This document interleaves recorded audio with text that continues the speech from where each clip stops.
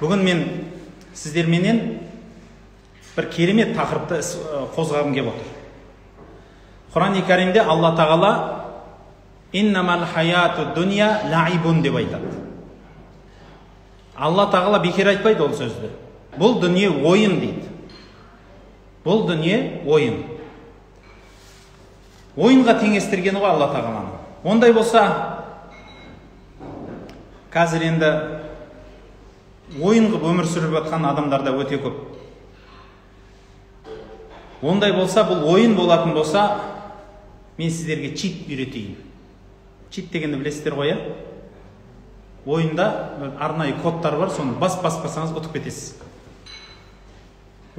Немесе енді ол чит емес, қалай жеңудің жолы. Немесе тақырыпты орыс тілінде әдемі шығады, наука побеждать деп. Жеңудің білімімен бөліссем дейді. Әлбетте бұл мынандай кітап, анандай кітап деп бәрін жинасаңыз үлкен нәрсе. Мен сіздерге Құраннан, пайғамбарымыз саллаллаху алейхи вассаламның жолынан қазіргі заманауи, қазіргі психологияменен бір көрсеткім келеді. Мынау дүние ойын екен. Ондай болса, осы ойынды сіз қалай жеңесіз? Сол жеңу үшін сізге керек болған нүктелер. Біріншіден, ең алғашқы нүкте орыс тілінде внимание дейді, көңіл. Көңіл бөлу керек барлық нәрсеге. Ұқыпты түрде қатты көңіл бөлу керек екен барлық нәрсеге. Ол сізге не пайда береді? Барлық ойынмен салыстырсаңыз да сол ғой, дұрыс па? Сіз егер бір ойын ойнасаңыз, оған көңіл бөлмей әшейін барлық кнопканы баса берсеңіз не болады? Жеңіліп қаласыз. Солай емес па? Дәл сол сияқты бұл өмір ойын болады екен. Ондай болса, барлық кнопканы қалағанша баса беру керек емес. Бұл өмірге бір адамдар мен бір-ақ рет келдім деп әшейін өмір сүруде керек емес. Бұл өмірге ұқыпты қарау керек. Сізге пайдалы нәрсені, сізге зиянды нәрсені көріңіз, өзіңізге. Өзіңіз ақылыңызға таразы бар, сол таразымен өлшеңіз. Пайғамбарымыз саллаллаху алейхи вассаламнан бір кісі сұрапты: «Я Расулалла, маған осы шариғат туралы көп деген пікірлер айта береді, анау болады, мынау болмайды, мынау болады, мынау болмайды. Мен соның бәрін жаттай алмаймын. Соны бір ауыз сөзбен айтып бересің ба?» десе, пайғамбарымыз саллаллаху алейхи вассалам айтқан екен: «Да ма ярибука иля ма ла ярибука». Күмәнданған нәрсеңді таста да, күмәнданмайтын нәрсеңді ұстан депті. Өмір осындай тұрады. Сіз жүрегіңізге не нәрсе пайдалы, алға қойған мақсатыңызға не нәрсе пайдалы дейсіз, сол пайдалы. Және не нәрсе зиян, сол зиян. Немесе пайғамбарымыз саллаллаху алейхи вассалам тағы ереже бар: жақсы сөз сөйле, немесе үндеме дейді. Дұрыс па? Жақсы сөз сөйле, немесе үндеме дейді. Мағынасы. Бұны тәпсірші ғалымдарымыз айтады: жақсы сөзді айт, немесе үндемей тұр дегенді. Жақсы сөз ол парыз, сүннет, уәжіп, мұстахаб, мұбах сөздер екен. Осы сөздің барлығы жақсы сөз екен. Жаман сөз дегеніміз харам, макрух сөздер. Харам және макрух сөздер жаман сөздер болып саналады екен. Ендеше ғалымдарымыз жинап айтады: жақсы сөз, жақсы іс дегеніміз бұл сенің дүниеңе, дініңе, ақыретіңе пайдалы болған нәрсені сөйлеу және істеу. Сол пайдалы және дұрыс. Және керісінше, сіздің дүниеңізге, дініңізге, ақыретіңізге не нәрсе зиян, соны істеу не болады? Дұрыс емес болады.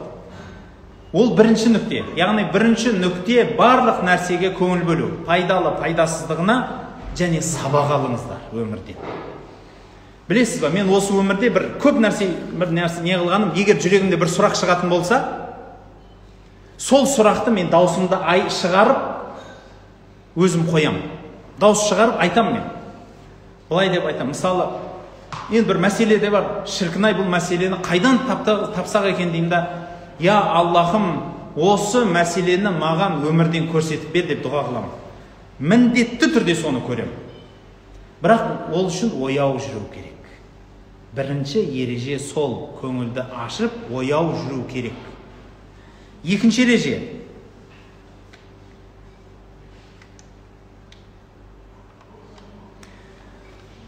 халықта сөз бар: тұрған су сасиды дейді. Дұрыс па? Мағынасын көп адам түсінеді ғой. Бір суды бір жерге қойып қойсаңыз, уақыт өтсе ол сасиды. Бұл өмір сондай ұйымдастырылған дүние. Халықта сөз бар, жатқанға жан жуымас дейді. Егер бір адам жатса, оның жаны кетіп қалады деген сөз ғой. Енді өздеріңіз ағайын туыстарыңызда да бар шығар, пролиж деген нәрсе бар. Бір адам егер төсек тартып жатып қалса, Құдай сақтасын, ондай болмасын. Ағайын туыстарыңызда егер төсек тартып жатып қалса, онда міндетті түрде ол адамның жамбасы ойыла бастайды. Жамбасы ойыла бастайды. Әшейін төсек күніге жұмсақ төсекте жатыр, бірақ ол ойылады. Өйткені жатқанға жан жуымайды деп баяғыда айтып кетті да халықта сөз. Ол жерден жан кетеді. Медицинада да сондай. Егер сіз бір нәрсені пайдаланбасаңыз, сол нәрсе істен шығады. Бір адам егер он эксперимент көп білген. Бір адамды түрмеге салып қараңғы жерге қойып қойса, оның көзі нашар көретін болады. Ертең жарыққа шыққанда оның көзі көрмейді. Бір адам егер бір тыныш жерге қамап қоятын болса, мүлде дыбыс шықпайтын жерге қамап тастаса, немесе құлағын бітеп қамап тастаса, сол біраз уақыттан кейін құлағын ашса да естімейтін болады. Істен шығады ол. Дәл сол сияқты, мысалы, спортта да, егер сіз темір көтеріп бір спортпен айналысып жүрсеңіз, сіздің бұлшықеттеріңіз тонусқа кіреді, жұмыс істейді. Сіз қашан спортты тастайсыз, қимылдатпайсыз, тонус қашып кетеді. Организм солай ұйымдастырылған. Алла тағала сізге, миыңызға да, бүкіл денсаулығыңызға сөйтіп беріп қойған. Бір нәрсе керек емес па, сол нәрсе тоқтайды, істен шығады. Сондықтан өмірдің ережесі бір орында тұрма. Бір орында тұрма. Өмір деген қимыл. Өмір деген қимыл. Бауырлар, өмір қимылдау керек. Бір орында тұрмау керек. Пайғамбарымыз саллаллаху алейхи ва саллям сол үшін айтады: бір күнің екінші күнге ұқсамасын дейді. Бір күнің екінші күнге ұқсамасын. Кімде кімнің бір күні екінші күнге ұқсаса, ол банкрот деген сөз бар. Пайғамбарымыз саллаллаху алейхи ва саллям айтады: қайсы бір адамның бір күні екінші күніне ұқсайды, ол адам банкрот. Ол адам жеңіледі. Сондықтан бірінші ереже ояу болыңыз. Екінші ереже бір орында тұрмаңыз. Өмір деген өзен, ағып тұру керек, қимылдау керек.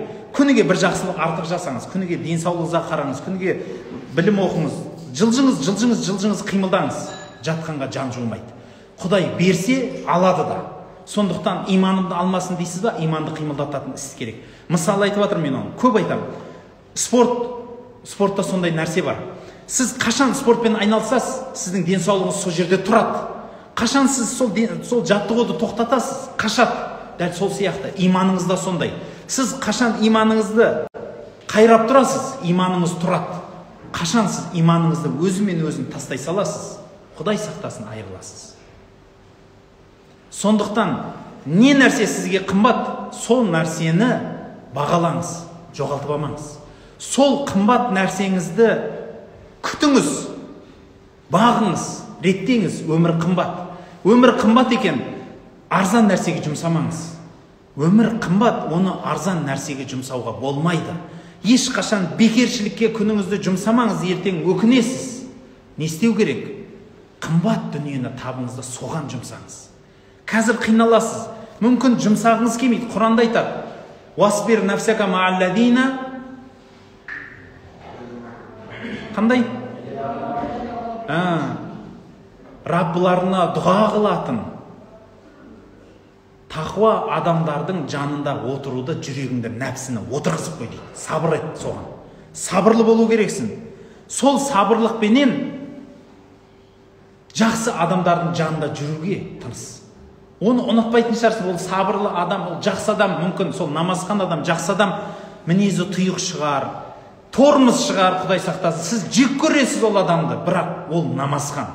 Бірақ ол жақсы адам, ол тақуа адам, ол дұрыс адам. Ондай болса, сол адамның жанында болуға өзіңді сабыр еткіз. Бұл Алланың әмірі. Маған арақ ішкен адамдар ұнайды, маған құмарпаздар ұнайды, маған ұрылар ұнайтын шығар. Бірақ егер мен соларға қосылсам, мен жәннатымнан айырыламын. Ал мен үшін менің өмірім қымбат, мен үшін екі дүнием қымбат. Онда мен не нәрсе маған қымбат, сол нәрсенен айырылмауым керек. Сондықтан өмір өзен, қимылдау керек. Бірақ қайда қарай қимылдау керек? Сол қайда қарай қимылдауға үшінші ереже. План қойыңыз өмірде. Цель, мақсат қойыңыз. Және направление. Жүретін жағыңызды біліңіз. Міне осы нәрсе сіз үшін міндет болып керек. Өмірде сонда жеңімпаздардың ережесінің үшіншісі мақсат. және жүретін жол. Ол жүретін жол мақсат қайда? Сізге пайдалы, сізге қымбат жаққа қарай жүріңіз. Сіз үшін құнды, сіз үшін пайдалы нәрсеге қарай жүру керек. Өміріңді басқа жаққа құрту дұрыс емес. Үшінші ереже сол. Төртінші ереже, Алла тағала бұл дүниеде барлық нәрсені өлшеп берді. Адамның көзі белгілі бір нәрсеге шейін көреді, одан артықты көрмейді. Адамның құлағы белгілі бір нәрсені естеді, одан артықты не істейді? Естімейді. Адамның құлағы да, көзі де, күші де барлығы өлшенген. Бұл өмірдің барлығы өлшенген. Ондай болса сіздің күш қуатыңыз да, энергияңыз да өлшенген. Ендеше, құрметті бауырлар, күш қуат пен энергияны дұрыс жерге жұмсаңыз. Бұл жеңімпаздар ережесінің төртіншісі. Күш қуат пен энергияңызды дұрыс жерге жұмсаңыз. Пайдалы жерге, қымбат жерге, құнды жерге жұмсаңыз. Пайдасыз жерге, құнсыз жерге, арзан жерге жұмсамаңыз. Бұл сіздің өміріңіз. Ендеше, осыдан тағы бір ереже шығады. Бесінші ереже. Бұл дүниедегі ең маңызды нәрсе ол сізсіз. Сіз маңыздысыз. Сіздің өміріңізді ешкім келіп өмір сүріп бермейді. Сіздің алға қойған мақсатыңызды ешкім екінші бір адам келіп істеп бермейді. Сіздің қимылдамақшы болған қимылыңызды, жетпекші болған армандарыңызға ешкім жетіп бермейді сіздің орныңызға. Сіздің орныңызға ешкім істемейді. Сіздің қайғырған қайғыңызды екінші адам қайғырмайды. Халықта сөз бар, тас түскен жеріне ауыр дейді. Ең жақсы көретін анаңыз болсын, әкеңіз болсын, ағаңыз, ініңіз, бауырыңыз, қарындасыңыз, әпкеңіз болсын, жан бауырыңыз болсын, сіздің күйзелісіңізді ешкім түсінбейді, бәрібір. Қанша сізге жан ашып тұрсын, сіз жылап тұрғанда иығын тіреп тұрсын, бауырым сен үшін өлем деген бауырыңыз болсын. Бірақ сіздің басыңыздағыдай оның жүрегі ауырмайды. Сіздің түскен қиналуыңызды ол қиналмайды. Сол үшін молдалар айтады, әрбір адам өлгенде қабірге жалғыз көміледі. Жалғыз бұл дүниеге келеміз, жалғыз өтеміз. Егіз боп туылсаңыз да, бір анадан егіз боп туылсаңыз да кезекпен шығасыз бұл дүниеге. Егіз болып келсеңіз де бұл дүниеге, екі адам бірдей хоппа деп екеуі жерге түспейді. Бәлки біреулеп келесіз, біреулеп кетесіз. Әрбір адам жеке келеді, жеке кетеді. Ондай болса сіз бұл өмірде ең маңыздысыз. Бірінші орында сізсіз. Сондықтан сіз үшін пайдалы. Сіздің дініңіз, сіздің дүниеңіз, сіздің ақыретіңіз. Сіз үшін энергия жұмсайтын орындарда сол. Сіз үшін мақсат қылатын дүниеде сол. Сіздің көңіл бөлетін жеріңіз де сол. Жоғарыдағы 4 ереженің барлығы сіз үшін жұмыс істейді. Өйткені сіз осы өмірде жеңгіңіз келе ма? Осы өмірде жеңімпаз болғыңыз келе ма? Ондай болса сіз көңіл бөлетін нүкте, Архимед айтады ғой. Рычагты ойлап тауып айтады. Маған дейді, мына әлемнің нүктесін айтшы дейді. Мен сол жерге рычаг қоямын да әлемді де аударып тастаймын дейді. Иә, бүкіл әлемді аударуға болады. Бүкіл әлемді аударған, өзгерткен адамдар болған, әлі де болады. Мүмкін ол сізсіз. Бірақ бүкіл әлемнен бұрын, бүкіл басқа халықтан бұрын өзіңізді өзгертпей, өзіңізге күшіңіз жетпей, сіздің еш жаққа күшіңіз жетпейді. Ондай болса, ең маңыздысы бұл дүниеде сізсіз. Алтыншы нәрсе жоғарыдағы бесеуін буады, белбау. Ол қандай ереже? Пайғамбарымыз саллаллаху алейхи уассалам айтады. Қуатты мұсылман әлсіз мұсылманнан көрі Алла тағалаға сүйікті және жақын дейді. Қандай адам жақын екен? Кім күшті, кім әлсіз емес.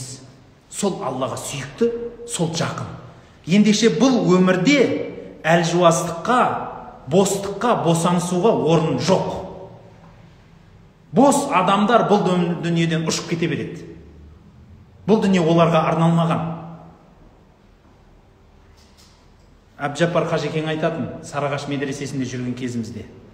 Ол кезде шынымен енді қақыған қыс, газ бір берсе бір бермейді, өшіп қалады. Күн деген суық. Нанымыздың өзін, бір бөлке нанды үшеуімізге зорға бөліп береді. Ол бөлке нанды бір сығып қалсаң, мынандай болады. Ашып қалсаң зорға тұрады. су деген ащы кермек. Сондай бір кездерде көп балдар сабаққа оқуға келеді де қашып кете береді ғой, шыдай алмайды анаған. Қарны ашады, киімін жуамайды, сабын не қылсаң көпірмейді ғой, киімін көпірмейді, жуылмайды. Сондай жерде жұрттың бәрі қашып атса айтады, Сарыағаш дейді, бұл бір тоғай дейді. Әбжаппар Қажекең айтады да, бұл тоғай дейді. Бұл тоғайда дейді, майда шүйде жыртқыштар, ана шақал, пақал, түлкі, пүлкі дегендер жүрмейді дейді. Бұл жерде нағыз жолбарыстар жүреді дейді. Дәл сол сияқты құрметті бауырлар, ол теңеу сөз. Білім ордасы бұл үлкен тоғай. Өмір бұл үлкен орман. Ол орманда майда шүйде жыртқыш пырқыштар, ана шөп жейтіндер, бұл өмір сүре алмайды бұл жерде. Бұл өмірде жыртқыштар өмір сүреді. Орыста әдемі сөз бар. Үлкен жанұяда құлақпенен қағып отырмайды деген сөз бар. Дұрыс па? Большой семья ушами не хлопает дейді. Өйткені үлкен семьяда аузың ашылып, деп отырсаңыз, ана тамағыңды талас жеп қояды, содан кейін қарның ашып отырады. Дәл сол сияқты бұл өмірде де бостыққа бейшара болып салбырап жүруге орын жоқ, бауырлар. Бос болмаңыз. 6-шы ереже, өмірде жеңем дейсіз ба? Бекем болыңыз. Бос болуға болмайды. Мықты болу керек, көтере білу керек. 7-ші, соңғы ереже, құрметті бауырлар. Бұл өмір болғаннан кейін ағыда қарасы да болады. Бірде жеңесіз, бірде жеңіліп жатасыз ойыннан. Дұрыс па? Ешқашан бір жер бетінде адам жоқ, әрдайым жарқырап жүрген. Халық сол үшін айтады, айдың 14-і жарық болса, 14-і қараңғы дейді. Көп адамдар ойлайды, өзінің қадірін білмегеннен. Бұл барлық адамда барлық нәрсе бар. Налый береді, жылайды, менде ондайым жоқ, мұндайым жоқ дейді. Халықта әуел бастан айтып кеткен бірі кем дүние. Сіздің құбылаңыз еш уақытта 4 құбылаңыз түгел болмайды. Ешқашан 4 құбылаңыз түгел болмайды. Біреуі жетпейді сізге әрқашан. Ендеше соңғы 7-ші жеңімпаздардың соңғы 7-ші ережесі, құрметті бауырлар, орысша әдемі сөз бар, умей достойно проигрывать дейді. Әдемі сөз. Басыңды көтеріп жеңіле біл. Жеңілгенде кәдімгі салбырап, бүкіл қолыңды, өміріңді тастап, жылап, біттім, мен құрыдым, мен ондаймын, мен жоқ, бауырлар. Дұрыс басыңызды көтеріп жеңіле біліңіз. Қолыңызға бір нәрсе түссе, бір нәрсе түспейді, бұл өмір. Бір жетістікке жетсеңіз, біреуіне жете алмайсыз, бұл өмір. Мүмкін сіз мықты күресесіз, бірақ мүмкін сіз есеп шығара алмайсыз. Бір адам мүмкін жақсы жазу жазады, бірақ ол есеп шығара алмайды. Бір адам есепке мықты, бірақ ол ақша санай алмайды. Бір адам саудаға мықты, бірақ қара жұмыс жасай алмайды.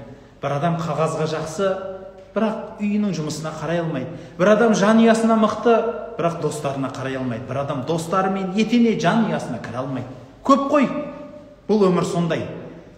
Құдай сізге мынаны берсе, мынаны бермейді. Ананы берсе, мынаны бермейді. Ендеше 7-ші ереже, жеңімпаздардың, бұл дүниені жеңе аламын деген жеңімпаздың 7-ші ережесі, жеңіле біл. Басыңды көтеріп жеңіле біл. Қорытып айтамын, 7 түрлі ереже бар. Осы 7 ереже сізде өмірде жеңуге сізді үндейді. Осы 7 ережені ұстасаңыз, сіз әрдайым жеңесіз. Бірінші ереже — ояу жүру керек. Ұйықтамау керек, ояу жүру керек бұл өмірде. Бәрін байқаңыз. Көзіңізді ашып жүріңіз. Сонда еш нәрсені өткізіп алмайсыз, барынша өткізіп алмайсыз. Және пайдалы мен пайдасызды көре білесіз. Сол үшін бірінші ереже ояу жүріңіз. Екінші ереже — бір орында тұрмаңыз. Тұрған су сасиды, құрисыз. Даму керек. Пайғамбарымыз саллаллаху алейхи ва саллям айтады, кімде кімнің 2 күні манистауа яумаху фахуа мағбун. Кімде кімнің 2 күні бірдей екен, ол адам ұтылады. Ол адам банкрот. Үшінші ереже — Алла тағала сізге күш қуат берді. Онда оның барлығының саны бар, есебі бар.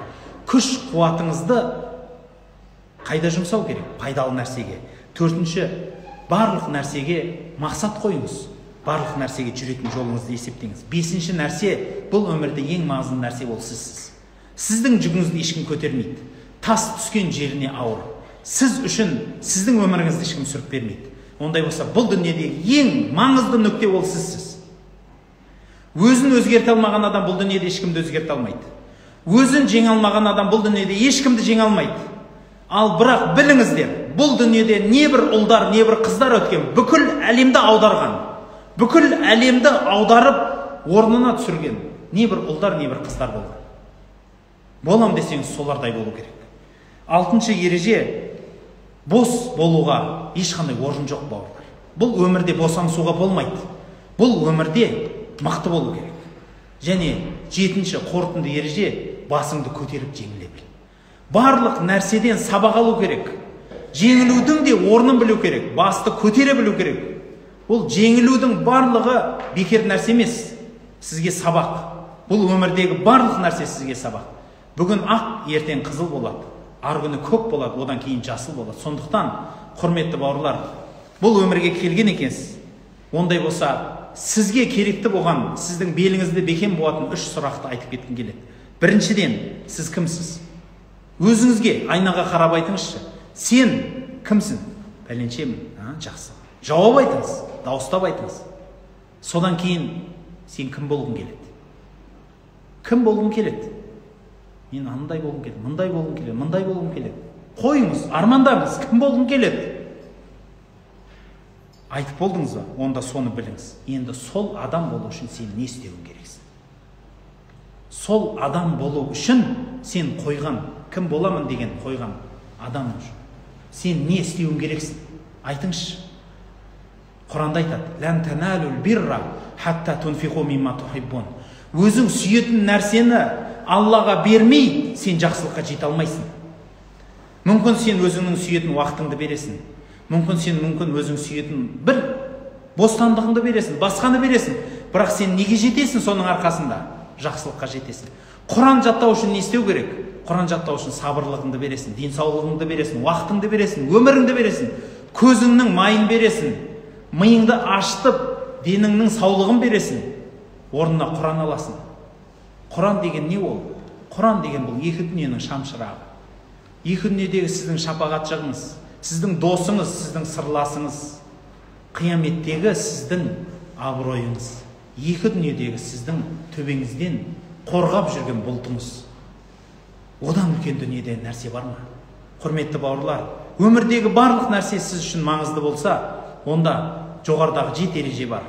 Сол ережені ұстанған адам ешқашан жеңілмейді. Бұл жеңімпаздар ережесін Құранда пайғамбарымыз саллаллаху алейхи ва саллям айтқан, көрсетіп кеткен, сахабалар жол жүрген ережелер. Бұл ережелер психология ғалымдары да дәлелдеп жатыр. Бұл ережені мен деген үлкен қолбасшылар, елбасылар дәлелдеген. Мен деген үлкен ірі, бүкіл әлем қымбатқа сатылатын дүние болатын кітаптарда жазылған ереже. Бір ауыз сөзбен осындай: өмір бұл ойын. Ондай болса, бұл ойынға тек жеңімпаздар ғана келеді. Жеңілісіп, әлжуаз болған адамдар бұл өмірден жеңіліспен өтеді, бірақ оған ешкім жаны ашымайды. Сондықтан, құрметті бауырлар, 7 үлкен ереже бар. Соны сақтаңыздар. Соны ұстанған әрбір адам екі дүниесінің бақытын табады және барлық уақытта жеңіп өтеді. Осы нәрсені ұмытпасақ екен. Сауда саламат болыңыздар. Ассаламу алейкум ва рахматуллахи ва баракатух.